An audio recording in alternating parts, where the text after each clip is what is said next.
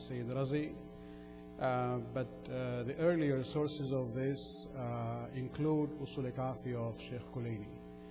As I said it many times, Sayyid Razi compiled this as a book of Arabic literature, not as a book of hadith, and therefore he doesn't give any sanad or chain of narration.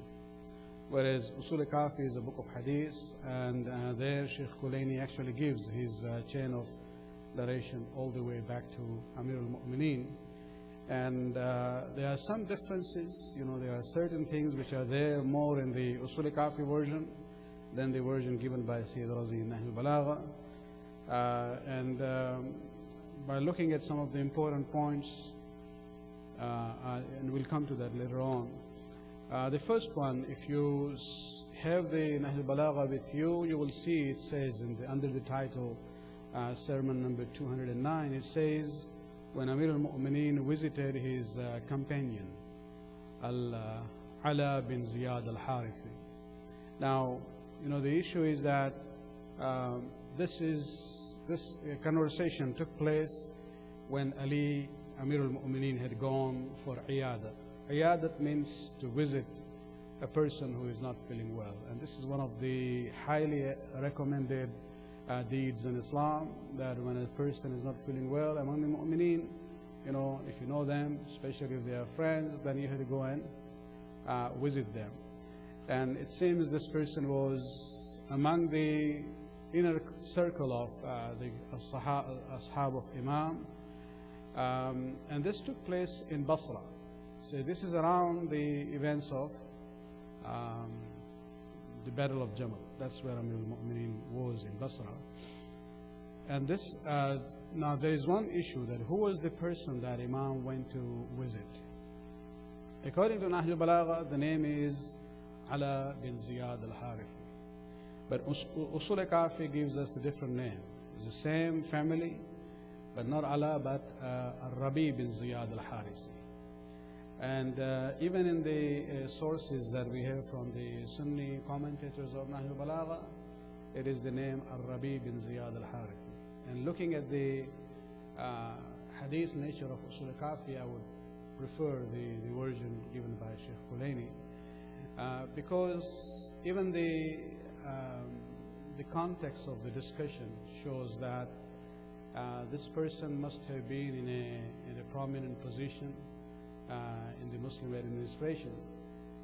He had a big house that Amir al-Mu'mineen, when he went to visit, and he makes a comment about it. And so that shows that he is a man of prominence. And Ala bin Ziyad al-Harithi is not known in history. There is no narration or discussion about him. But Rabi bin Ziyad al-Harithi was actually one of the commanders of the Muslim forces in the past also. He was actually commanding the Muslim forces when they conquered Khurasan, the eastern province of Persia. And so Amir al-Mu'mineen, when he went to his house, it's interesting, after basically, the sermon doesn't give us the initial discussion. Of course, when Ali had gone for iyadat, he must have asked about him and his health. And once, the formal discussion ended, then Ali made a comment about the house. And this is what he says. He says, ما كنت تصنع بسعة هذه الدار في الدنيا وأنت إليها في الآخرة كنت أحوج. What will you do with this vast house in this world, while your need for such a big house in the hereafter is greater? And so, but then, not like regular advisors end that process there. Amir al-Mu'mineen, being a wise, leader there, also showed him how he could take this, big house that he had in Basra with him to the Jannah. And so immediately Amir al-Mu'mineen says, there is a way. If you want, you can take this house with you, not the same house, but something like this, in Jannah. And how can you do that? And that's where Amir al-Mu'mineen says three things. Number one, he says, وبلى إن شئت بلغت بها الآخرة.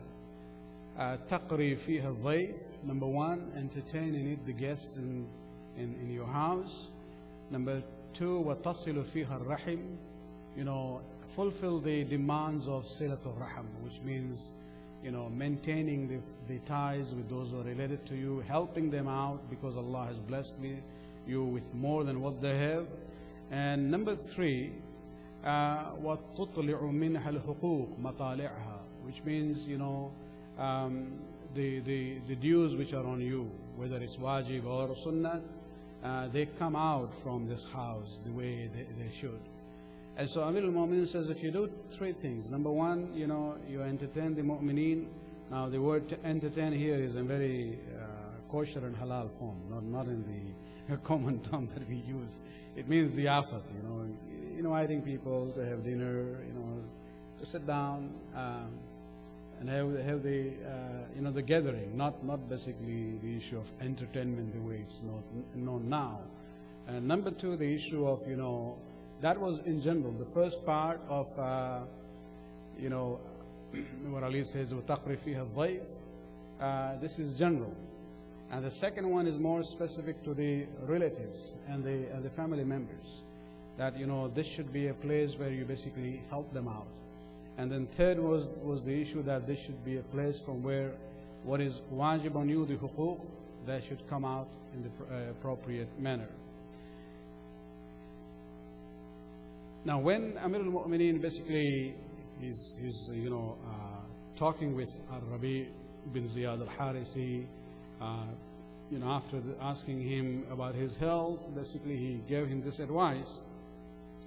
But when Ali made this comment about having a big house with affluence and what you should do to take this with you in the akhirah, now Rabi had a friend, had a brother. And then his name was Asim. And so Amir al-Mu'mineen, now after he mentioned that, Rabi, the patient, the owner of the house, the host now, complained to Amir al-Mu'mineen. He said, Ya Amir al-Mu'mineen, ashku ilayka akhi Asim bin Ziyad. Oh Ali, I complained to you about my brother Asim bin Ziyad. And so Amir al-Mu'mineen asked, وَمَا لَهُ? What is the problem with him? And according to the version that we have in Nahjul Balagha, he says, لَبِسَ الْعَبَى وَتَخَلَّ مِنَ الدُّنْيَا. My brother, his lifestyle has become such that basically, he has put on the woolen abba, the coat or the robe, and he has cut himself away from the world. In Usul al-Kafi, there is one more sentence which is appropriate because the answer of Amir al-Mu'mineen shows that this was part of the complaint. And he says, وَغَمَّ أَهْلَهُ وَأَحْزَنَ وَلْدَهُ. And by doing this, my brother Asim has distressed his wife and made his children sad. Now, it seems there are two brothers. They have completely different lifestyle. You have one brother whom Ali is visiting, who lives a good life, has a big house, is blessed with blessings from Allah subhanahu wa ta'ala. And he has another brother. He has a brother who basically is, he puts on the abba, a woolen abba, and I'll come to the comment of that. What does it mean? And he basically cuts himself away from the world. And what that actually means is that he is somebody who has nothing to do with this dunya. And these terms, basically when we look at the issue of, the woolen coat, the woolen coat basically symbolizes, basically if you look at the term Sufi, the word Sufi comes from Suf, which means, wool, and basically it had become a symbol of people who would like to represent themselves as people who have nothing to do with dunya. They isolate themselves to worship Allah subhanahu wa ta'ala only, and cut themselves from the family and from the society in general. And so that putting on the issue of labis al-aba wa takhalla min ad-dunya, these were two ways of expressing his lifestyle, that I have one lifestyle and my brother has completely different. And so if you look at this, the first one, the woolen coat basically indicates the shunning of the blessings of this world. Food and clothes, and even having, fulfillment of desires in family life. He basically stays away from all these things.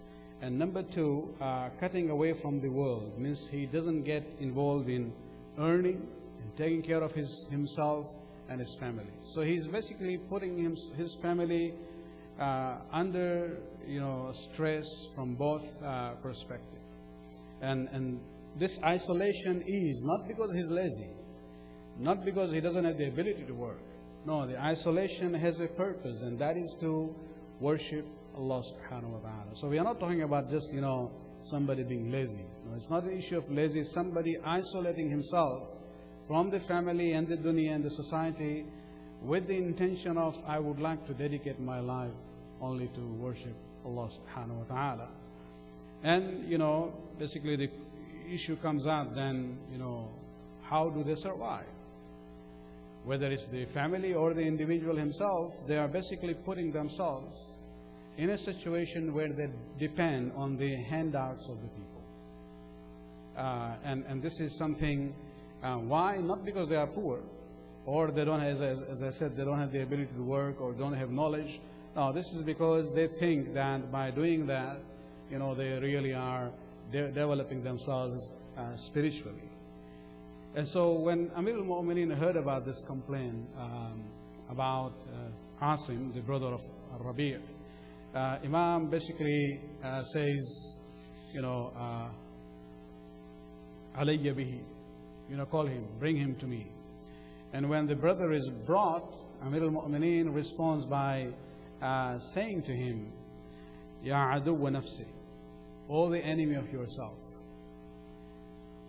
لَقَدْ اسْتَهَامَ بِكَ الْخَبِيثِ, certainly the shaitan has misguided you.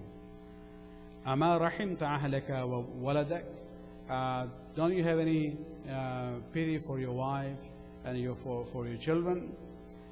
And then Amir al-Mu'min goes on to say, أَتَرَى اللَّهُ أَحَلَّ لَكَ الطَّيِّبَاتِ وَهُوَ يَكْرُهُ أَن تَأْخُذَهَا.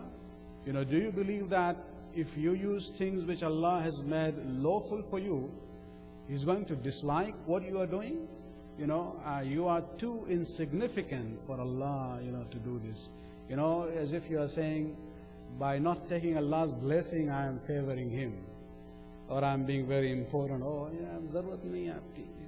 Thank you. It's nothing like that. It doesn't mean you are showing any extra respect for Allah subhanahu wa ta'ala. And these are the comments of Amir al-Mu'mineen to Asim. And basically, we have to keep in mind that when we look at this issue, Amir al-Mu'mineen is very clear about it. But then the conversation doesn't end with Ali's advice. This is where when Ali says you are an enemy of yourself, when a person does not fulfill his own duties regarding himself, taking care of himself. Now, while you can say, if I go in the khaniqah or this mazar of a pir and dedicate my life there, people will come and give me food every day. But then you are not you are also losing your own self-respect in that way. And that's what Ali is saying. You are not fulfilling your own duty, and therefore you are an enemy of yourself. And then the second point in this situation is that Ali is saying you are unjust to your own family. And by shunning Allah's blessings, basically, we have to realize that if Allah has allowed us things, to say I don't, need it, thank you, itself is actually insult of Allah's blessings. If you see, there is let me share with you one hadith before I go to that. there was a person who came to Imam Ja'far as-Sadiq alayhi salam, and it seemed this problem of, and I'm using this term very loosely, I don't want to be rude and disrespect to the Sufis in general, but the segment of that, of course, would be, would come under this definition. It seemed this problem existed during the days of Ali and even after that. In the days of the sixth Imam, Mu'alla bin Khunais, one of his companions, says, that I asked Imam about a poor fellow, a friend of mine. And Imam says, if he's poor, what is he doing during the daytime? And he says, well, he's inside his home and worshiping Allah subhanahu wa ta'ala entire day. He doesn't go out to look for work or whatever. So Imam said, then how is he surviving? He said, well, he gets help from here and there. Imam says, by Allah, the person who provides for him is a better worshipper of Allah than him. Means the other fellow who is working and providing and helping this fellow who is just sitting home and just doing ibadat of Allah and thinking he's doing a very great job, attaining higher levels of spirituality. Imam is saying the other fellow who is working outside and helping him is a better abid and a worshipper of Allah subhanahu wa ta'ala. So that is the issue we have to keep in mind, that especially when we talk about shunning what Allah has allowed us, with this sense that I'm doing this to please Allah, is actually against the will of Allah subhanahu wa ta'ala himself. And according to the version that we have in Usul Kafi of the same sermon, Ali actually recited some ayat from Surah Rahman for this individual. And that is why I'm saying, on this issue also I would prefer the version from Usul Kafi, because Imam says, وَالْعَرْضُ وَضَعَهَا لِلْأَنَامِ فِيهَا فَاكِهَةٌ وَالنَّخْلُ ذَاتُ الْأَكْمَامِ وَلَحَبُّ ذُو الْعَصْفِ وَالرَّيْحَانِ فَبِأَيِّ آلَاءِ رَبِّكُمَا تُكَذِّبَانِ. Imam says, don't you know that the earth has been created for human beings? Even animals are there for them, and there are fruits in there. Allah has created the blessings in this dunya. And so which blessings of Allah would you deny? And Imam, in this, using this ayat from Surah Rahman, Imam does not only talk about food which comes from this earth. He says, وَيَخْرُجُ, later on, after some ayat, وَيَخْرُجُ مِنْهُمُ اللُّؤْلُ وَالْمَرْجَانِ. Even, precious stones that you get from the sea, that's also فَبِأَيِّ آلَاءِ رَبِّكُمَا تُكَذِّبَانِ. So even if you have jewelry, the main thing is it comes from halal source, from halal livelihood. Then this is ni'mat of Allah subhanahu wa ta'ala. And when it comes to the ni'mat of Allah, you have to basically thank Allah. And Imam recites another ayah where he says that thanking Allah is not only verbally, even using the ni'mat that Allah has given to you is a way of thanking Allah subhanahu wa ta'ala. So Imam is saying to this person, Asif, don't think that, by depriving yourself from the halal blessings that Allah has given to you, well, no blessing can be unhalal. The blessings of Allah, you actually are being ungrateful by depriving yourself from it. So even using the blessings of Allah itself is an expression of gratitude towards Allah subhanahu wa ta'ala. Now, this was the comment that Amir al-Mu'mineen had for this fellow. But, the conversation doesn't end that. This Asim was not a person doing ibadat in isolation out of ignorance. He immediately turns to the Imam and he says to the Imam, Ya Amir al-Mu'mineen, هذا أنت في خشونة ملبسك وجشوبة معقلك. O Ali, you are advising me to shun the blessings of this dunya, while your food is so simple and your clothes are so, coarse. You yourself, shun the blessings of Allah subhanahu wa ta'ala. And it's true that Amir al-Mu'mineen, lived a very simple life. to the extent that even when it came to the food, I'll come to this story later on. He doesn't shun the society. This is one thing. Nor did Imam isolate himself to worship Allah subhanahu wa ta'ala and depend on others' handouts for his basic needs and those of his family. If you look at, I had discussed, I think, 2 or 3 years ago, during the month of Ramadan in the 19th and the 21st Majlis, 2 or 3 years ago, I think, where we looked at the 24 years of Ali's life, between the time of the wafat of the Prophet till the time he becomes the ruler of the Muslims. What did he do at that time? Normally we are told these are the era of silence of Ali, as if he was not doing anything. No, if you really see, he was very active. Not necessarily on a government or political level, but he was very active in basically, initially he used to, even during the days of the Prophet, he used to work in the gardens of the Jewish people and others to have his own income. Later on, he started this process which is known as Ihya al-Mawat, which means in Islamic laws there is a concept that if you go outside the city, in the area which is owned by the government, not by individuals, it's not a private property. If it's a barren land, if you can go there and work hard on it until it becomes a productive land, this is known as Ihya al-Mawat, means to revive a dead land. And if you do that, according to Islamic laws, you actually become the owner of that. And so Amir al-Mu'mineen, during those 24 years, if you see, he actually worked so hard outside Medina, especially between the place of Mecca and Medina, even in the area now known as Yambu, where he would go there and actually with his hard work and his strength that Allah has given to him, he would dig wells, water wells, so that water would be available in that area where there was none before. And with that water, then he can make the dead, the barren land alive. And then what he used to do is he used to plant palm trees, khurma. And he had done this in so many different places. Many of them he made them into endowments, waqf.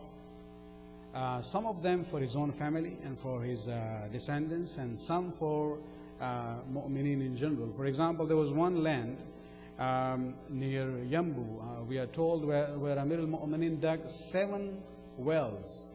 It means that area must have been vast land, that there was a need to have so many different water sources. And Ali was able to plant palm trees there. Actually, there's one interesting narration where one day he was traveling, leaving the city of Medina with a bag in his hand, and somebody asked him, "What are you carrying, Ali?" He said, "I have 1,000 seeds for the palm trees." So just the number of seeds he's carrying shows that he was very actively involved in this. And that land that I mentioned had 7 wells. Actually, Ali then appointed one of his slaves to take care of that. And he said that, if you take care of it, every year the produce which comes, a portion of it you'll use for yourself, the rest you will give in charity for the Muslims. And if you do this for 5 years, you can still be the custodian of this, and after 5 years you are free. That was a deal that Ali made with his slave. And actually one of the sons of this slave was among the shuhada of Karbala with Imam Ali. It was interesting. I just very recently was able to see that. And so you have many examples of that, to the extent that when Ali becomes the Khalifa of the Muslims, the ruler of the Muslims, he already has so many properties as far as the gardens are concerned, that he, in one of his khutbahs, made it very clear. He says to the people that don't expect any special privileges for yourself from Baytul Mal. And then he challenges them. He says, just think about Ali. The Ali who is going to deprive himself of his own share from Baytul Mal, as long as a single palm tree is there in my gardens, I will deprive myself of my own share. That Ali who deprives himself of his own share from Baytul Mal is not going to give you a single dirham or dinar than you deserve. Now that statement where he says, as long as my debts are coming from the palm trees, that you can only understand if you know the history. That he had these palm trees in the gardens. And so Amir al-Mu'mineen is one of the Zainul Abidin is not his grandson only. He is actually Zainul Abidin of Zainul Abidin. He is on that level of ibadah. But at the same time, he is very active. And to the extent that these gardens that he has actually, the palm trees, gardens that he had dedicated as waqf for his own children, survived at least till the time of the sixth Imam, because you will see there are some cases of dispute between who is the custodian of that. There was a dispute between the descendants of Imam Hassan and the descendants of Imam Hussein. And that dispute itself shows that even till the time of the sixth Imam, those palm tree gardens were still in existence, which Ali had made waqf for his own descendants. And so Amir al-Mu'mineen, never isolated himself when it came to the issue of spirituality or ibadat. But then, as far as the response to Asim bin Ziyad's question about Imam Ali, especially this statement that your lifestyle was very simple, your food was very simple. Actually, there is a narration by somebody who had gone in Kufa to Imam Ali, and he was invited to have dinner with them. And it seems everybody was there, Imam Hassan, Imam Hussein, Amir al-Mu'mineen, the sufra was spread out. And the food was a decent, good food there. But then he saw that, where Amir al-Mu'mineen came and sat down, there was a bag which has been sealed with his stamp on it. And everybody was eating the regular food. But then Ali broke that seal and took out the bread, which was very dry. And Amir al-Mu'mineen, when he started eating that, the guest who was there, it seems he was a very close companion where he could actually make that kind of remark. And he said to Ali, you don't have to be, na'uzubillah, the term he used, you don't have to have that much of, niggardly on this issue. You can have some butter on it to make the bread soft. And he basically looked at Imam Hassan and Imam Hussein that, your father is eating in this way, why don't you do something? As if it wasn't really said, but this was the expression. And that's where Imam Hassan says that you don't know. Our father has instructed us not to touch his bread, not to put any fat or butter on it, and he actually puts a seal on it that nobody in the family would do that. So it's not that Ali is poor. Ali had that simple lifestyle. And so this person in a way had a point there, that Ali, you are saying to me that I'm an enemy of myself and shaitan has overcome me, and why am I shunning the blessings of Allah subhanahu wa ta'ala? But when I look at your own clothes, when I look at your food, you live a very simple lifestyle. The response that Ali gave was this. He says to this person,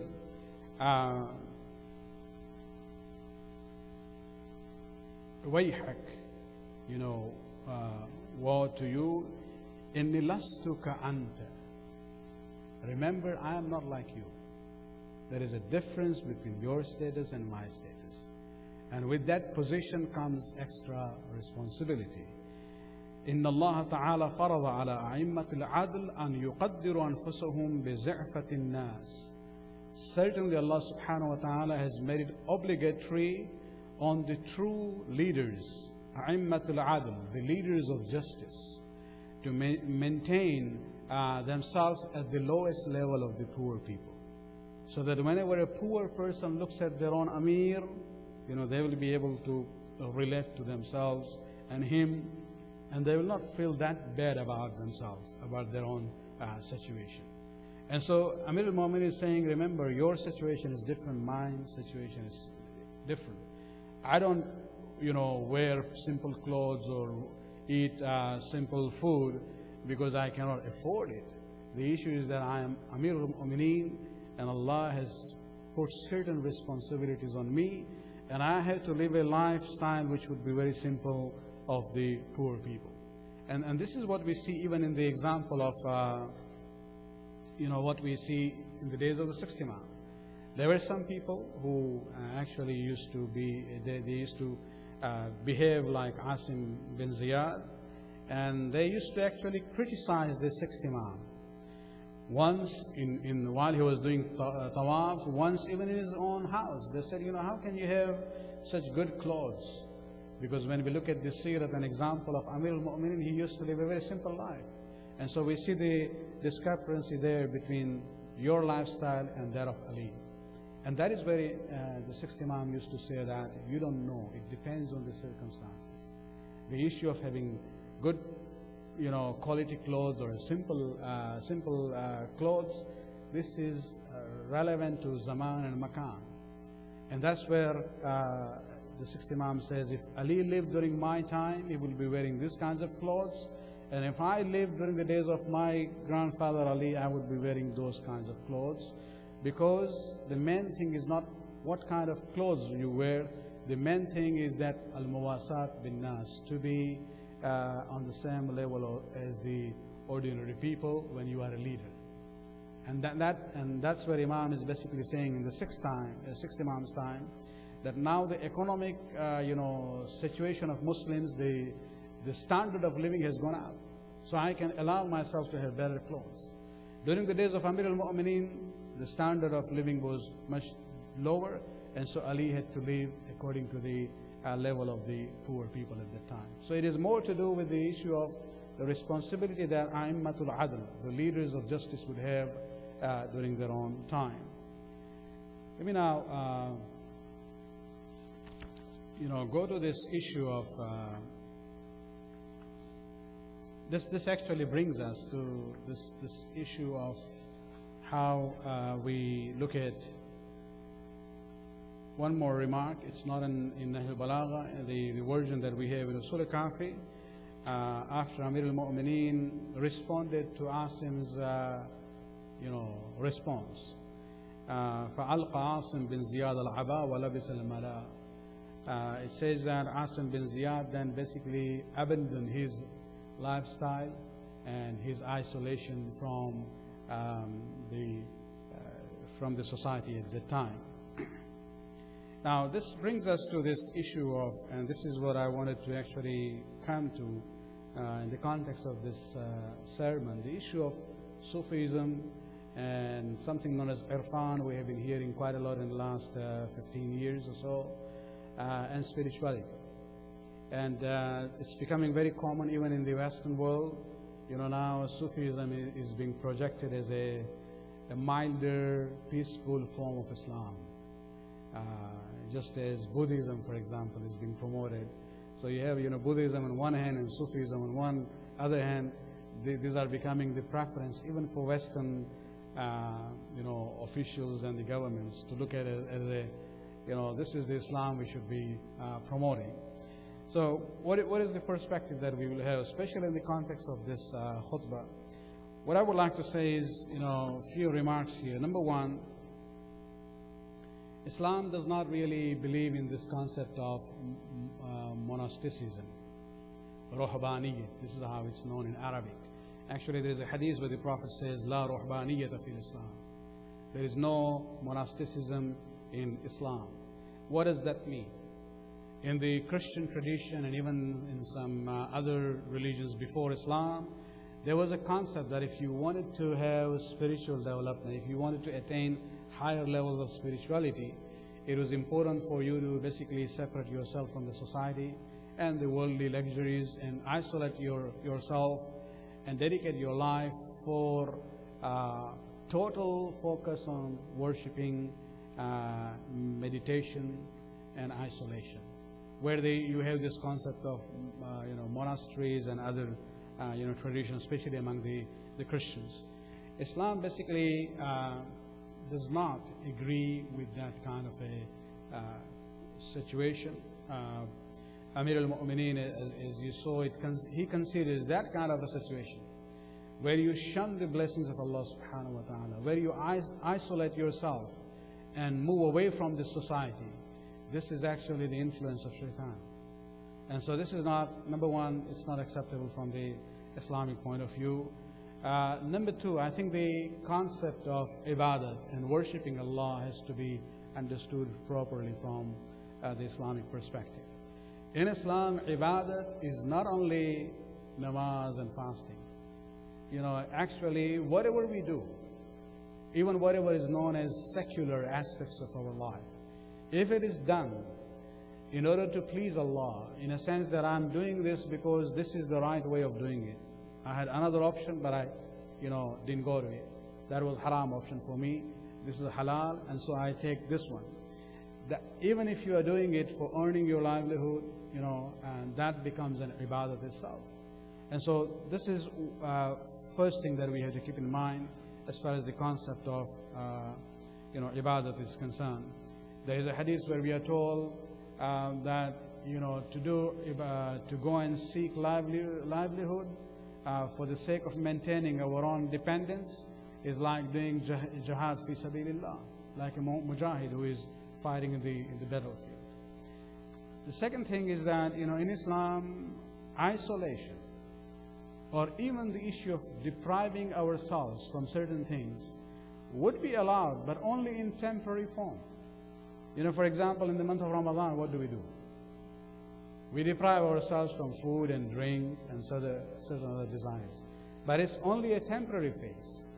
You cannot have a lifestyle based on that every day of my life I'm going to fast, every night I'm going to spend the whole night in doing nawafil. That's not the concept that Islam is talking about. Even isolation. You might say, well, if we don't believe in isolation, what is i'tikaf? You know what is i'tikaf? I'tikaf is when people go into the masjid, fast for at least minimum 3 days, stay there, spending their time in reciting Quran and du'as and ibadat, and the minimum is 3 days. But that is also a temporary issue. It's not that somebody can say, well, what do? I'm a mu'takif. There is no thing like I'm a permanent mu'takif. I live in i'tikaf all the time. No. There is no concept like, permanent mu'takif. I'tikaf is an isolation, but only for a temporary phase. And so you can go into it, but you have to realize that that's not the lifestyle. You cannot say this is the lifestyle that I'm going to adapt. That's not what Islam actually believes in. And I think the most important thing here is the issue that such temporary deprivation, whether in form of, we talk about, the fasting or other things, that is only in the case of, it's actually considered to be a very individual and personal issue. You can never have a community of fasters. You can never have a community of people who are doing i'tikaf. And so this is important. These days, of course, in our community, unfortunately, the concept of i'tikaf was not that much promoted or even discussed. Lately, we are starting doing it, and it's becoming more, formalized with the groups, and you have to register yourself. Initially, just because people don't know about it, I let it go in that way. But if you really look at the spirit of it, it's nothing to do that you have to go and register somewhere, or there has to be a program that day one, this is what we'll do. And no, this is a very personal issue. Anybody feels like it, they can go into the state of i'tikaf, spend their time in meditation and prayers, but it should not become a sort of communal activity. It's not supposed to be that way. It's really a very personal matter. The fifth point here, and that's where we come to the issue of difference between Irfan and Sufism. Irfan is a more modern term for something which was always there in Islam, spiritual development. It's a more fancy term now, people like it, you know, you say the same thing, well, we are going to have a discussion about ilm akhlaq, nobody will show up. You say, oh, we are going to have a discussion on Irfan, mashallah, you'll have many people there. It's the same thing with a new fancy term and name. Okay, so you realize it's a new term, but basically it goes back to this concept of spiritual development. The difference between Irfan and Sufism, unfortunately, in the last 10 to 15 years, even in Shi'i writings now, the words Irfan and Sufism or Arif and Sufi are very easily or loosely used. And it's creating kind of a confusion in the minds of our youths. And we have to be careful about it. Irfan is actually a science. It's an ilm. It's a knowledge about how to attain higher spiritual levels. Whereas Sufism is a community which says this is our lifestyle. Whenever Irfan becomes a communal issue, that's Sufism. So we might not have problem with some of the concepts of Sufism, but we will have serious problem when it becomes a community where you have a master and then you have disciples, and the disciples are supposed to do bay'at at the hand of the master, you know, the peer and the murshid, and he actually controls whatever they do. It's not just the issue of like doing taqleed. Taqleed is just a matter of Sharia laws. A mujtahid never comes to you and say, this is what you must do in your personal life. He will just tell you, you are asking me a question, is this halal or haram? He will give you the fatwa. What you do in your personal life is not his business. He doesn't get involved with it. He will not even get involved with it. But when we talk about this kind of situation of master and disciple, actually they control. They control. You have to be in total submission to them in order to attain, you know, higher levels of spirituality. And that's where we have serious problem. Let me read to you some of the earlier parts of a booklet of Sayyid Murtaza Mutahhiri, where he talks about, you know, the concept of Irfan as, you know, and the Urafa, the scholars who basically focus on the issue of spirituality.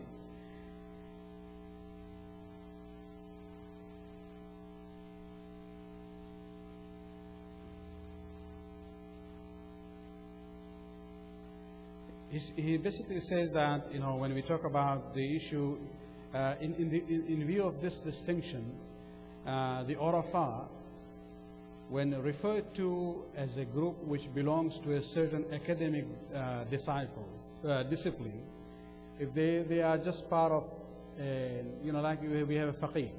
Faqih means an alim who is expert in Islamic laws. Or we can say somebody is a mufassir. Mufassir is not a community. You don't have a community of mufassirin. You don't have the community of faqaha and the jurists. You don't have the community of mu'arrikhin, those who are expert in history. And so you can have Urafa who are scholars of, you know, spiritual development. But when that takes a communal form, that's where, you know, they are known as Sufi or Mutasawwifa.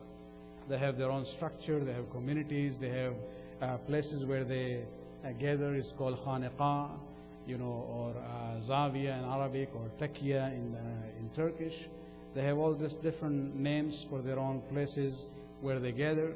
And that's where we have to realize that although most of these Sufi groups, they trace their line of masters and disciples going back to one or the other Imams of the Ahlul Bayt.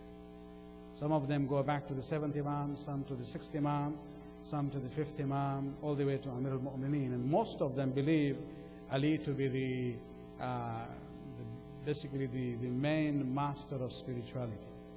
But, and in that way we are probably closer to them, but it doesn't mean that's the perspective that we agree with. Just because they believe that Ahlul Bayt are the spiritual masters. They don't believe in their imamat as such, but they believe in the imams of Ahlul Bayt as the spiritual guides and leaders. And this is where I think it's important to understand that, when we talk about irfan, basically irfan has become more or less like a philosophical dimension of ilm al-akhlaq. It is essentially the science which deals with refining our character and attaining higher levels. Anything which comes from the Prophet and his Ahlul Bayt would be acceptable. Anything comes from others, masters, peers and murshids, that's not the way to go. At least that is our perspective. If it doesn't come from Ahlul Bayt, it's not going to take us anywhere. So for us, the focus is what our imams and what the Prophet has basically said on this issue. And we can actually take pride in saying that even these Sufi paths, almost all of them, other than one group known as Naqshbandi, trace their channel, the chain of masters back to Ali. Even the Naqshbandi group actually go to the sixth Imam, and then from the sixth Imam they go through his mother's line to Abu Bakr, to Muhammad bin Abu Bakr, and then they say Abu Bakr is our spiritual master. But they don't know that when they go to Muhammad bin Abu Bakr, biologically he is son of Abu Bakr, but spiritually he is son of Ali bin Abi Talib. So even if you look at the spiritual chain from Muhammad bin Abu Bakr, you have to go back to Ali bin Abi Talib. You can't go, you can't connect there to Abu Bakr. He is only connected on a biological sense, but spiritually he is son of Ali bin Abi Talib. And so we take that pride, and that's why I say when people ask this issue, that you will see majority of Sufis come from Sunni school of thought. Why? Because in Sunni fiqh, Hanafi, Shafi, Maliki, Hanbali, this is more a ritual school. They don't have much room for spiritual guidance. Whereas the school of Ahlul Bayt is a school where you have spiritual, ritual matters as well as spiritual guidance in the same place. And therefore there is no need for a Shia to adapt a Sufi path in order to attain higher levels of spirituality. If you just look at the du'as of our imams, you don't really have to go far and go into these sessions of qawwali and ghina and get into this hal, dance to get, you can become high in the sense it's used now, but you cannot really get spiritual, higher levels in that sense. I think a simple path would be start with wajib, which is there anyway for everyone. This is a minimum. Then try to improve on your sunnat activities, especially what the rituals are concerned, the nafila prayers, for example. Start with what you can maintain with continuity, and then increase that gradually. Then you can go into the issue of, fasting of the month of Ramadan is wajib anyway, but besides that, there are many, many days in every month of the Islamic calendar. Start with that. Then we have the process of du'as from the Ahlul Bayt. If you look at this dua kumail, you really, and that's what I'm saying, the understanding of dua is very important there for spiritual development. Dua kumail, when you reach to that passage where, basically Ali is saying, confess your sins to Allah subhanahu wa ta'ala. And say to him that, okay, I don't have any arguments, to excuse myself of what I have done. But then, oh Allah, I have said, La ilaha illallah. My tongue has uttered these words. My forehead has gone down in sajda to you. How can I expect that you are going to put this forehead and the tongue in the fire? It's actually the approach of love that we go to Allah subhanahu wa ta'ala. And so even the du'as that we have from our imams, what we have from them is more than sufficient really to attain highest levels of spirituality. We don't have to go here and there into different paths and systems that we hear about. And so probably there's a need to go back to the basics, go back to the Ahlul Bayt and the resources that they have for us, And that is where, we will be able to attain higher levels of spirituality, inshallah. We'll conclude this commentary of this khutbah, and inshallah, I'll make sure within a week, last week's handouts of the lecture and tonight's also will be sent on the email list that if you're not on that, get your name in the list and we'll send it to you, inshallah. Any questions for tonight? Yes.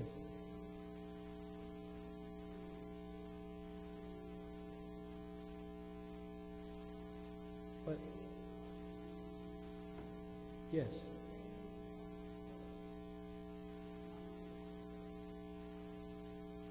Well, I think when we use the term ilm, it covers everything.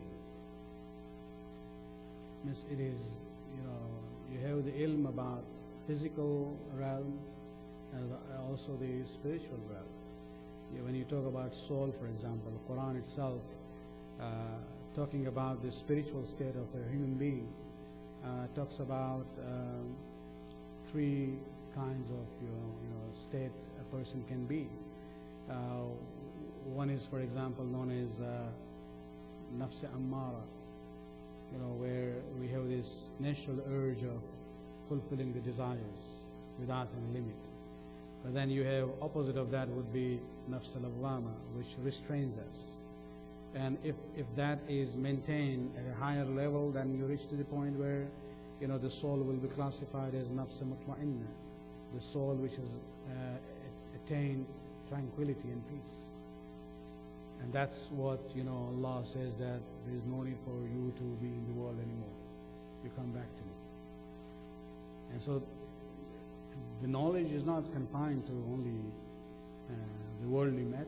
When you talk about ilm, when you talk about ilm akhlaq, for example, that is entirely an issue of the soul and conscience. Behavior is just a reflection of what we are inside. Yes.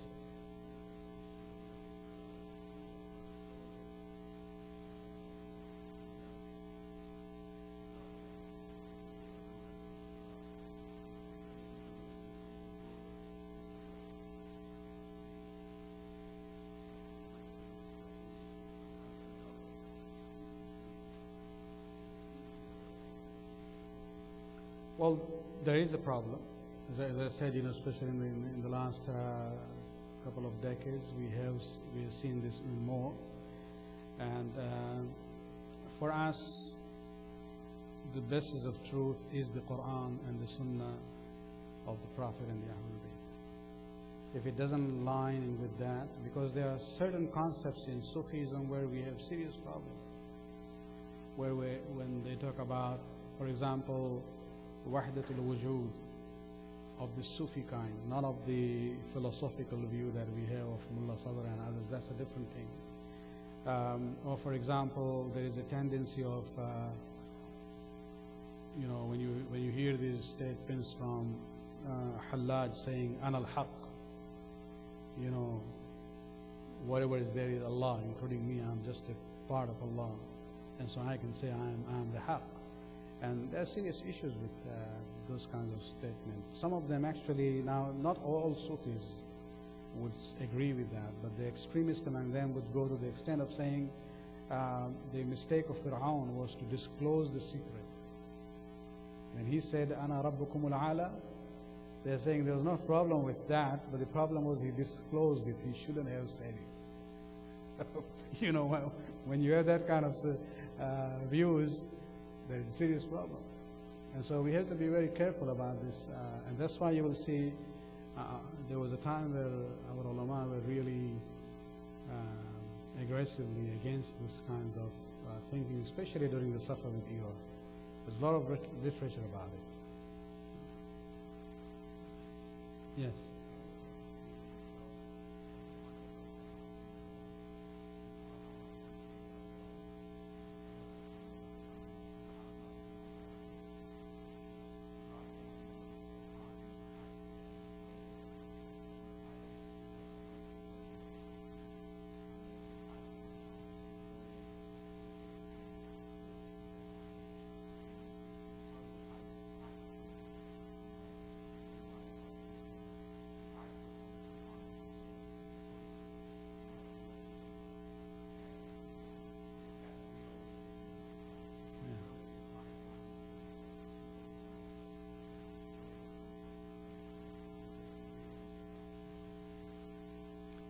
Yeah, this is what I was saying, that there's a lot of confusion, especially these two terms, the way they are used, Irfan and Sufism. So there's a danger of people getting into this, thinking this is okay, but they don't know that they might be ending up somewhere else.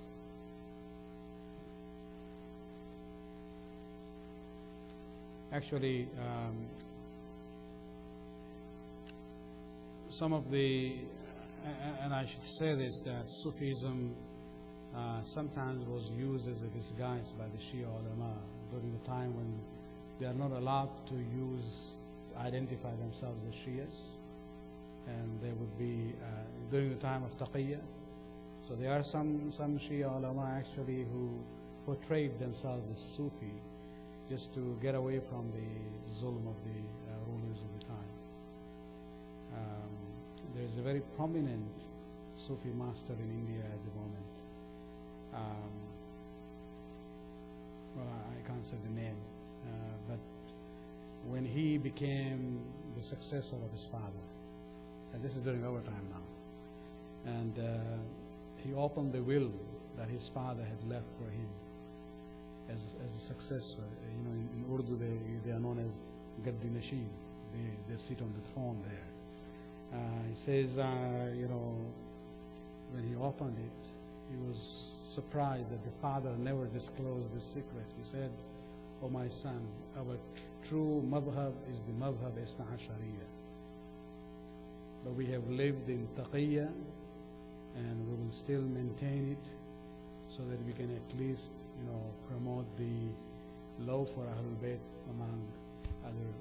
So even the son didn't know until he opened the will of his father, saying that this was the Shia, the true madhab that we followed in taqiyya. And so there's also that issue that sometimes you might see in the list of Sufi scholars, those who are known to be Shias, but they are in that list because of the circumstances that they lived in.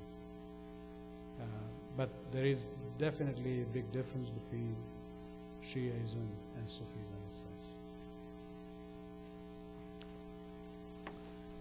Okay. Let us conclude with dua. ربنا آتنا في الدنيا حسنة وفي الآخرة حسنة وقنا عذاب النار برحمتك يا أرحم الراحمين.